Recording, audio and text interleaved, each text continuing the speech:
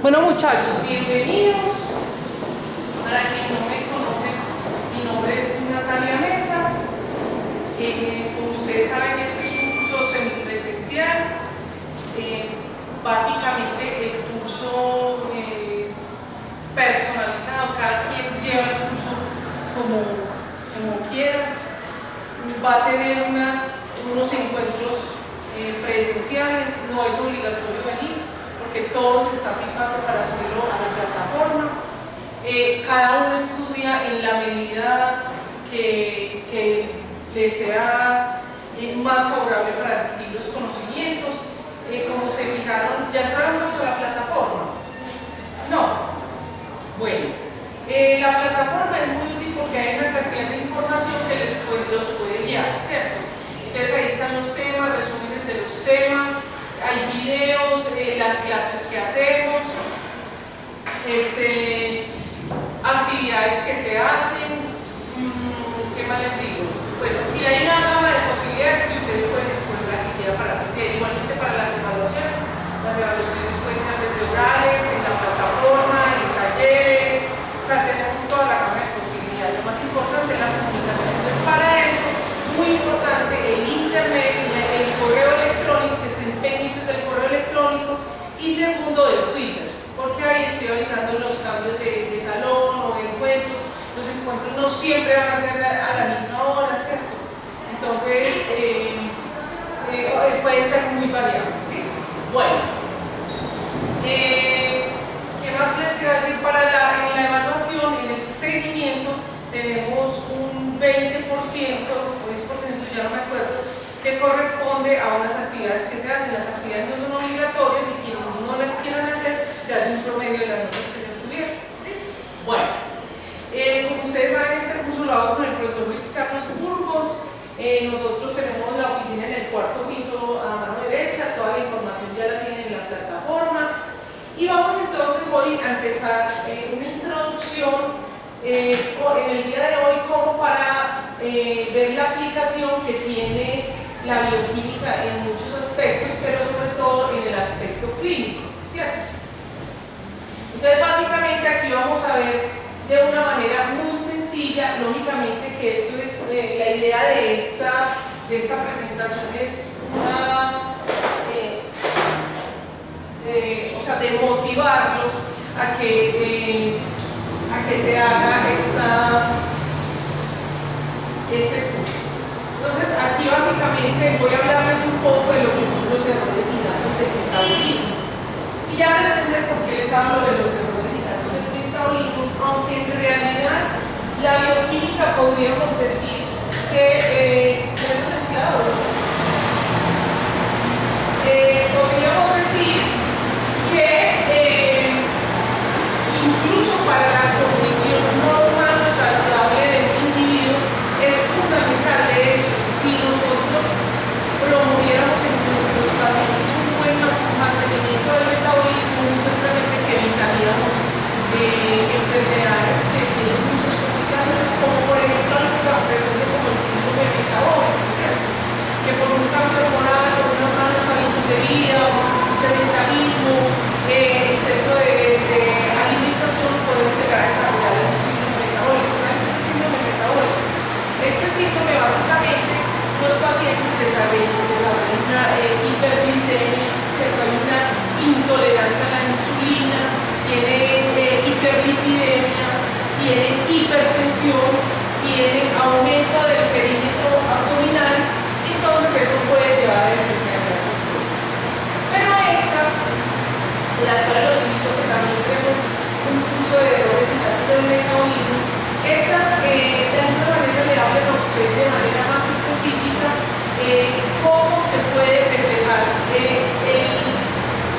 la importancia que tiene el metabolismo, qué tan frágil es que con el simple daño de una enzima, de una proteína, de acumulación de un sustrato permanecer en la célula puede dañar y desencadenar una cantidad de enfermedades. Ya miremos aquí, recuerdan ustedes entonces, cuando vieron en sus cursos de biología incluso del colegio, recuerden que nosotros básicamente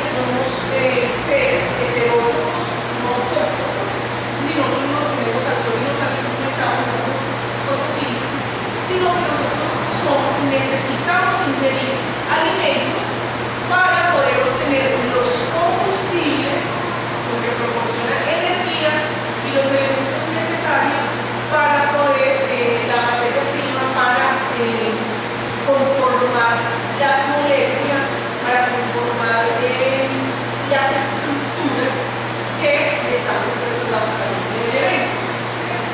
Entonces nosotros tenemos, podemos decir a grandes rasgos, dos tipos de actividades. Entonces, que estamos utilizando frecuentemente en la química bioquímica, como es el catabolismo y el anabolismo. Aquí se resume entonces el metabolismo, que es lo que nosotros vamos a profundizar en este curso, en el cual en el catabolismo una serie de reacciones, una serie de moléculas grandes, macromoléculas, generalmente polímeros. Recuerden que es el significado de polímeros. Poli, muchos, mero, unidad. Entonces es una molécula que tiene muchas unidades. ¿Sí? Nosotros tenemos toda una batería de herramientas que nos van a permitir esas moléculas grandes de varias unidades, convertirlos en moléculas pequeñas y sencillas, incluso hasta el punto de convertirlas en átomos, en los elementos. Es decir, nosotros a través del metabolismo obtenemos oxígeno, claro que de forma biológica, ¿no? Tenemos oxígeno, tenemos hidrógeno, ¿sí? Tenemos fósforo, bueno. Entonces, básicamente, en la jerga química podríamos decir entonces que los compuestos sufren una serie de oxidaciones, ¿sí? Es decir, van a ir, si vamos a ir quitando partes, y de esa manera obtener las moléculas, única y exclusivamente con el fin de tener energía y los elementos necesarios para mantener un sistema. Entonces, el catabolismo son todas estas reacciones, todas estas vías que van a convertir los grandes polímeros en pequeñas moléculas. Podríamos decir entonces que hay varios niveles, que esto es muy de la literatura, no lo manejan, no, pero se maneja en la literatura lo que es los niveles metabólicos. Podríamos decir que el nivel 1 corresponde al estado nativo de la célula, ya las proteínas, recordemos que son aminoácidos o compuestos nitrogenados, los nucleótidos, los lípidos que son que tienen bastantes hidrocarbonos y los polisacáridos o azúcares. Bien, en un segundo nivel, entonces lo que vamos a tomar de estos grandes polímeros es crear algunos monómeros o polímeros más pequeños, ¿cierto? Péptidos pequeños, monómeros, mono, uno, mero, unidad, ¿sí? Como un nucleótido, ¿cierto? Tenemos, por ejemplo, una adenosin 1-fosfato, es un nucleótido, o podemos tener tan sencillos como un aminoácido, por ejemplo, la fenilalanina, o podemos tener ácidos grasos como el ácido palmítico, o el glicerol. Aquí lo que estamos hablando, pusimos como ejemplo, pues, esos compuestos, o la glucosa, ¿cierto? Bien, tenemos un tercer nivel donde ya ellos sufren una serie de reacciones más que les va a permitir tener lo que se llama los metabolitos intermediarios. Ojo con eso, pongan la atención, porque muchas veces nos vamos, o sea, no le ponemos caso como a ese lenguaje, a esa terminología en bioquímica, y cuando estamos leyendo entonces nos causa un poquito de dificultad. Por favor, me cuentan 27 minutos para parar. Bueno, entonces, la idea es que la clase está funcionando.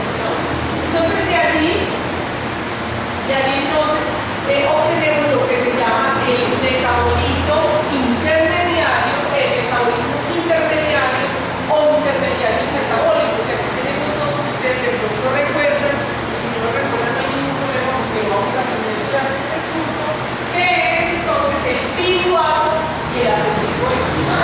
¿Sí? Recuerden que este piruvato o este acetilcoenzima va a entrar entonces a vías y a ciclos intermediarios como el famoso ciclo de Krebs o el ciclo de los ácidos cítricos. ¿Sí? Este piruvato, este acetilcoenzima son metabolitos intermediarios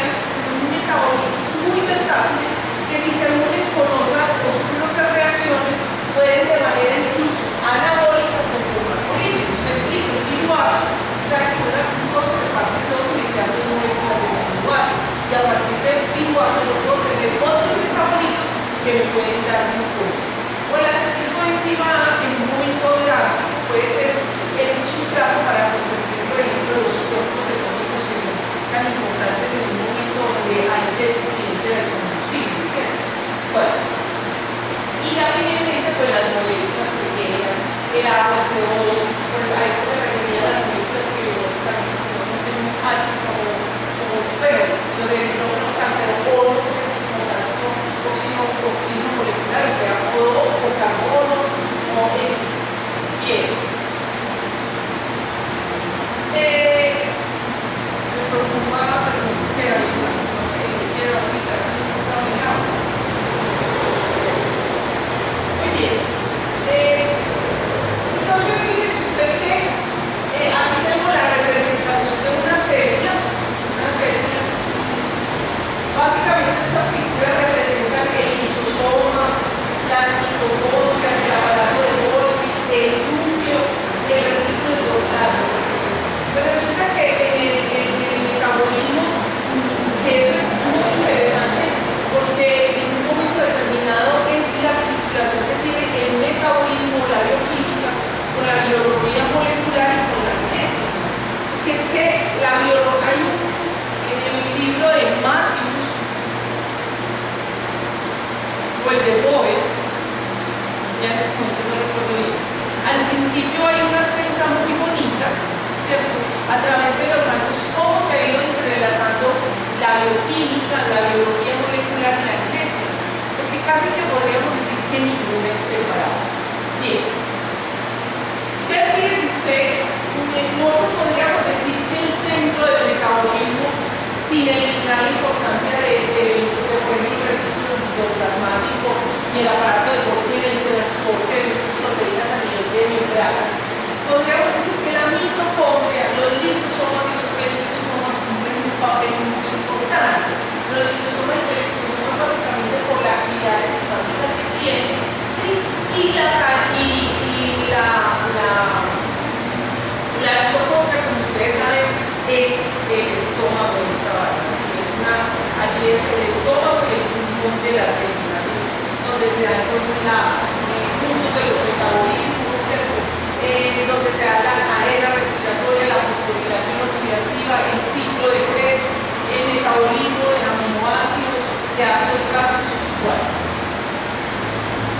Este señor que ven aquí, que es Archibald Bravo, él fue en realidad el pionero y el que propuso los errores innatos del metabolismo. Básicamente, y como esto digo que los errores innatos del metabolismo están descritos y lo describió con él, la exponente de un cuento de los hechos próximos nuestros ciudadanos al curso, pero básicamente es porque a través de una enfermedad que vamos a ver más adelante que se llama alcaptonuria, ¿sí? Él encontró que esos pacientes eran pacientes que tenían problemas con enzimas del metabolismo, ¿sí? Y segundo, que se heredaban de generación en generación y había en más de uno de los integrantes de la familia nuclear. Entonces describe entonces los errores innatos del metabolismo.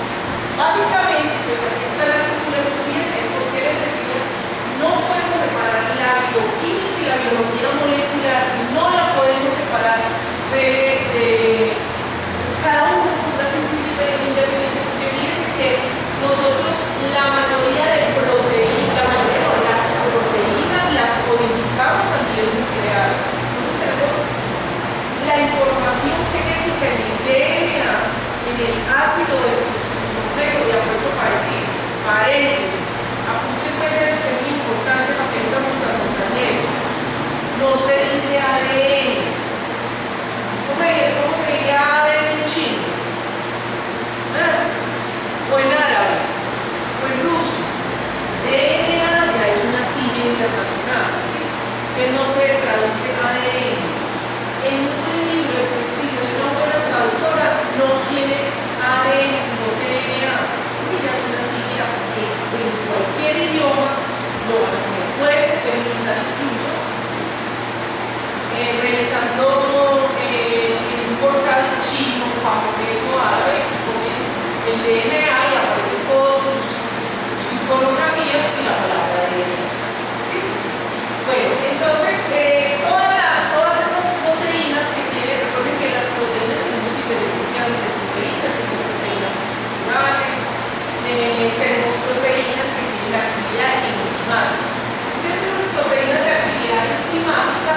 la información genética la tenemos en el núcleo, vinieron de nuestros padres y las vamos a heredar a nuestros descendientes y básicamente van a sufrir un proceso en el cual van a codificar entonces esas proteínas.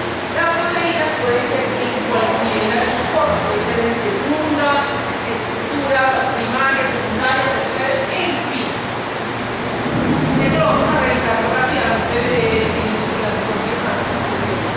Entonces, básicamente, creamos una proteína que va a intervenir, esto hace alusión a toda esa red del metabolismo, y básicamente entonces el daño, el cambio, o sea, la mutación genética para la codificación de esa proteína puede ser que nos lleve a una patología. En este caso, los errores en este metabolismo. Entonces, básicamente lo que va a suceder es que en una ruta metabólica, en cualquier punto donde se ubique, vamos a tener entonces ya sea una deficiencia que puede ser parcial o total.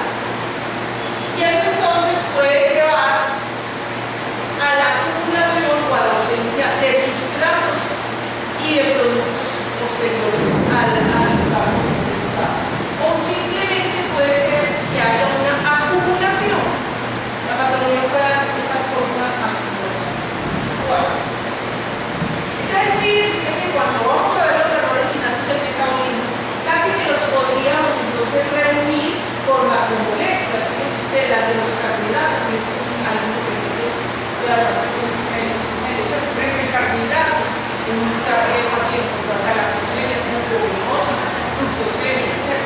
Si tenemos en la parte del líquido, miren que el termolíquidos es el que es muy importante en nosotros, hipercolesterolemia familiar, pueden haber muchas otras, y que ahí es muy importante tener en cuenta que si bien algunas de las enfermedades lipídicas que tienen que ver con lipoproteínas no son enfermedades que tienen daños en la codificación de proteínas que van a ser parte de esa lipoproteína, y este origen genético no está catalogado dentro de los errores innatos del metabolismo por su alta frecuencia.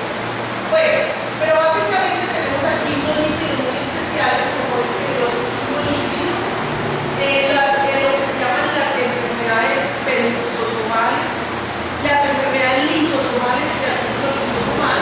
Tenemos enfermedades que tienen que ver con las purinas y pirimidininas o con los aminoácidos, etc. O incluso con las vitaminas. Bien, estas enfermedades son muy importantes porque una gran variedad, son aproximadamente 700 enfermedades, de las cuales en la mayoría de textos aparecen como 550. Esas 500 enfermedades básicamente pertenecen a enfermedades que tienen una, si bien no son altamente frecuentes, tienen una incidencia que puede oscilar entre, por ejemplo, fíjense que reunidas todas es una prevalencia de 1 en 600 a 1 en 800 por recién nacidos sin tener en cuenta los adultos. Ahora, en Colombia no sabemos, muchachos, no sabemos nada. Por eso tenemos que estudiar.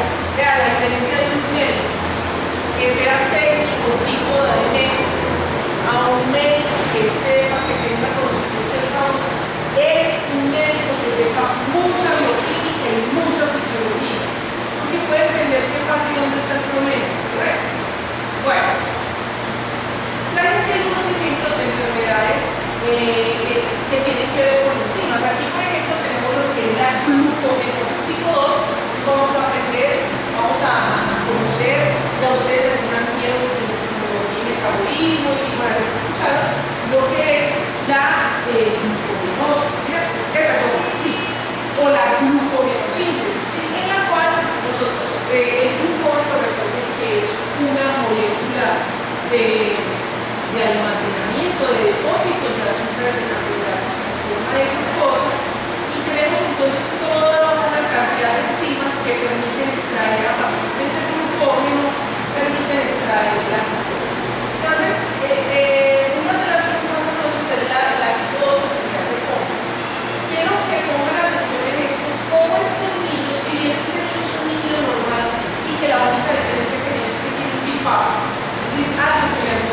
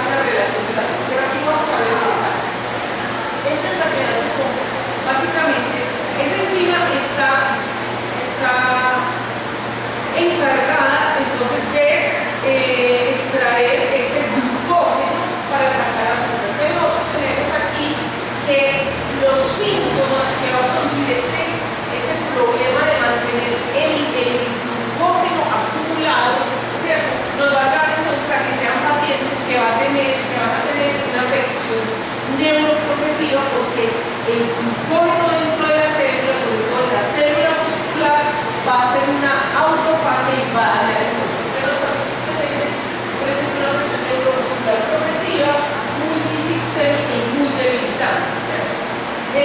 La mayoría de todas estas enfermedades tienen un tipo de herencia autosómica recesiva, ¿sí? Las enfermedades en general tienen varias presentaciones, presentaciones en adultos, presentaciones en niños, presentaciones que van desde leves, moderadas o graves. Y eso está acá, aquí está tenemos la enzima, es lo que le estaba hablando. Mire, esto está representando entonces una célula, ¿sí? Nosotros entonces formamos parte del glucógeno, lo vamos a formar entonces a nivel citoplasmático, se arma una vacuola que se llama autofagosoma, y esta va a entrar entonces al lisosoma para allí, por una serie de enzimas, convertir o obtener la glucosa que en un momento determinado necesita la célula y los órganos. Entonces básicamente es aquí en la formación del glucógeno, que es lo mismo a glucosa. Entonces tenemos daño en la alfa-glucosidasa, ¿sí? O alfa-ácido glucosidasa. Y entonces lo que vamos a tener, fíjense ustedes, si no tenemos eso, vamos a tener permanentemente acumulamiento de glucógeno. ¿Qué eso va a llevar a esto que vemos aquí? Aquí vemos un músculo sano, un músculo que tiene, recuerden que esto es como si hiciéramos un corte de las células, porque las células son alargadas, y que vamos a tener, esto está representando los lisosomas. Los lisosomas, cuando la enfermedad empieza a desarrollarse, empiezan a acumular cantidades de lisosomas que van a estar llenas de glucógeno. Estas glucógeno es una autofagia, explota y sale al medio, como vemos aquí, hasta llegar al punto de que haya un daño masivo de glucógeno. Tiene que estar la célula completamente dañada. Y eso es que se va a reflejar clínicamente. Clínicamente se va a reflejar en un daño muscular progresivo, casi irreversible o definitivo. Si nosotros diagnosticamos antes o en este estado, podemos evitar que siga el progreso de la enfermedad. Entonces, eso hace, incluso como está aquí, hace entonces que el estado de la enfermedad. La enfermedad básicamente tiene dos tipos de presentaciones, que son la del adulto y la del niño y la del adulto, ¿cierto? Donde básicamente ambos por esta falla de alfa-glucosidasa, ácido 1,4-alfa-glucosidasa, vamos a tener pues un acúmulo de glucógeno en la célula y va a presentar las afecciones. Ambos entonces presentan sobre todo a nivel muscular, a nivel de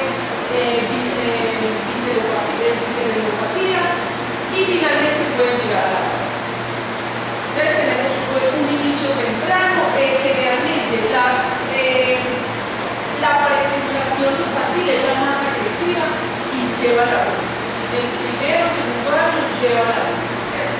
Pero podríamos decir que en general sea en la presentación adulta o infantil, en los inicios tempranos lo que vamos a encontrar es que son pacientes que van a tener recurrentemente infecciones, sobre todo pues el tracto respiratorio, ¿cierto?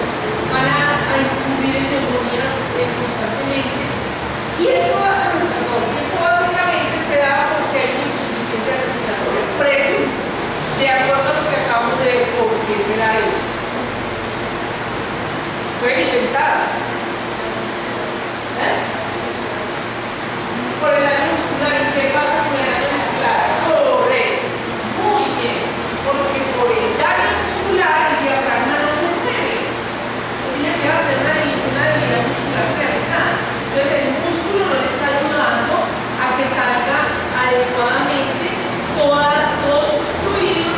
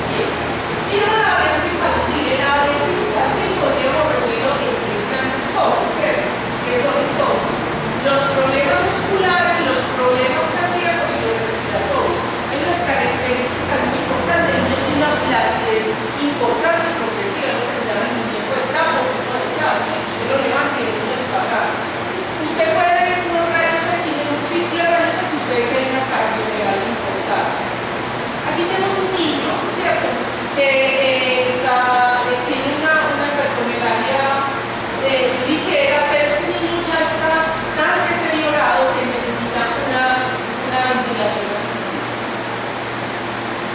En el tardío, que es lo más complicado, se van dando muy lentamente estas degeneraciones, entonces lo que pasa es que se enmascara con una cantidad de enfermedades.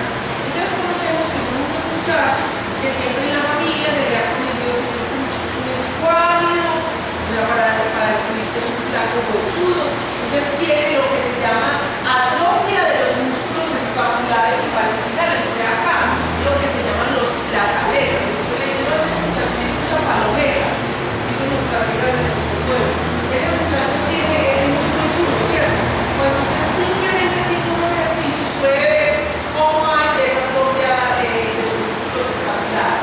Puede tener, por ejemplo, lo que se llama debilidad muscular, que empiezan en estos músculos y entonces se llama lo que es la maniobra positiva del hombro, donde básicamente usted pone al paciente en el suelo, le dice que se levante y él no puede levantarse así porque no tiene fuerza acá, entonces tiene que deslizarse con todo su cuerpo para levantarse. Ahora, para levantarse, hoy no alcanzamos, pero en la próxima hay un video de unos pacientes donde para ellos levantarse, que es la maniobra positiva del hombro, como no tienen fuerza de músculo, se levantan ayudándose de los pies. Wow. Fíjense entonces que el problema es que esas personas tienen un buen tipo, pero puede entonces enmascararse con una cantidad de enfermedades, generalmente con lo que tiene que ver con la más frecuente, la distrofia muscular, ¿no? Nadie me ha avisado los minutos. Me quedan 9, ¿no? Sí. Bueno. Bien, entonces básicamente, miren, por ejemplo, tenemos enfermedad de Down, la fibroblastosis endocardial, lo que se llama la enfermedad de cintura.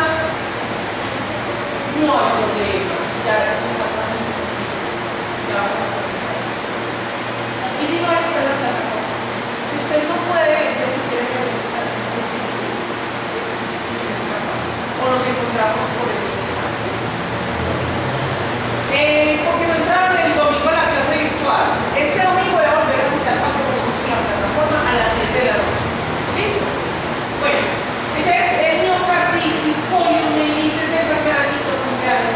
Mira, nosotros tenemos pacientes, en este momento tenemos una paciente, creo que se va a morir primero que diagnosticarla, de hecho tiene un CA.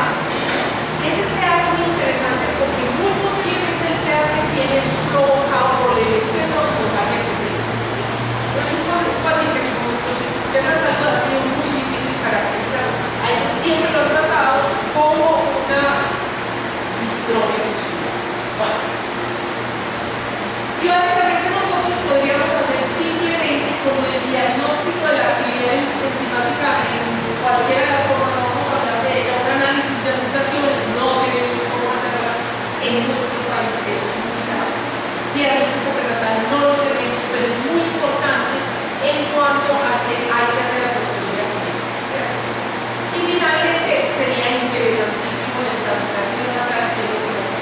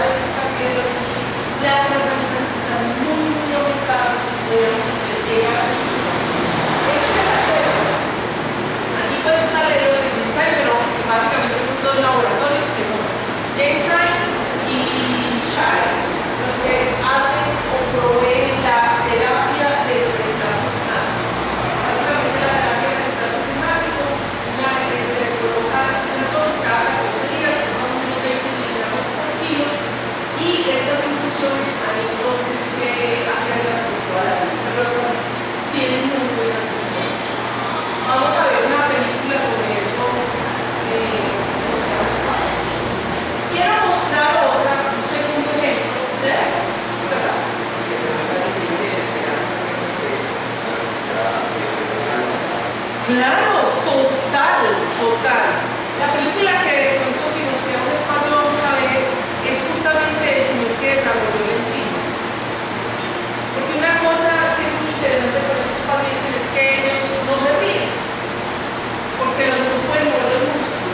Y cuando le empiezan a poner la terapia de reemplazo enzimático se empiezan a reír. Esto lo llaman la enzima de la felicidad, porque se empiezan a reír. Y el paciente se empieza a reír porque no puede, no quiere diafragma, pero como vimos, en esos pueden haber niños, no traumas, pero pueden haber niños que son muy, o sea, el tipo de personas que tienen algo raro hasta que no lo sabemos. Pero traemos aquí que es una mucopolisacaridosis, tenemos muchas mucopolisacaridosis, pero trae aquí una, es lo que se llama mucopolisacaridosis tipo 1. La mucopolisacaridosis tiene tres presentaciones, que es básicamente la leve, la moderada y la grave. Y entonces han sido llamados como síndrome de Kugler, síndrome de Kugler-Schall y síndrome de Schall. Ya lo vamos a ver. Pero fíjense que este es un poquito mejor.